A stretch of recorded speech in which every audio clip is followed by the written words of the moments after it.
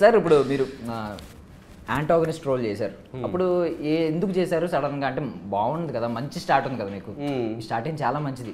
Gang leader వచ్చేసరికి యాంటాగనిస్ట్గా చేశారు, తర్వాత దానికి సైమా అవార్డు వచ్చింది, అండ్ ఈవెన్ అజిత్ గారితో నెక్స్ట్ చేశారు, మీరే ప్రొడ్యూసర్స్గా మారారు, ఇవన్నీ ఉన్నాయి కదా. బిగ్గెస్ట్ రిస్క్ దేన్ని కన్సిడర్ చేస్తారు?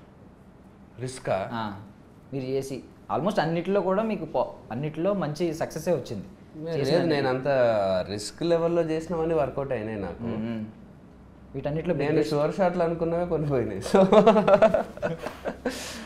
నేను అంటే మూవీస్ పరంగా చెప్తున్నా, లైక్ నేను హీరోలాగా చేసినవి కొన్ని ఇది పక్కా ఆడేస్తుంది అనుకున్నది కొన్ని ఆడలేదు.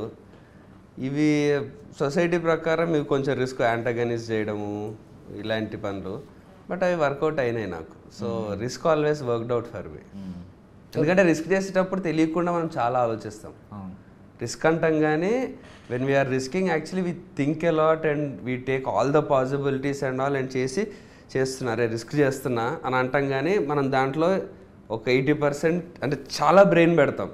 అది తెలియకుండా మనకు మంచి సైడే తీసుకెళ్తుంది. మనం గ్యాంబ్లింగ్ కాదు కదా రిస్క్కి. గ్యాంబుల్ అంటే వేరు, కళ్ళు మూసుకొని సినిమా అన్నాను కదా.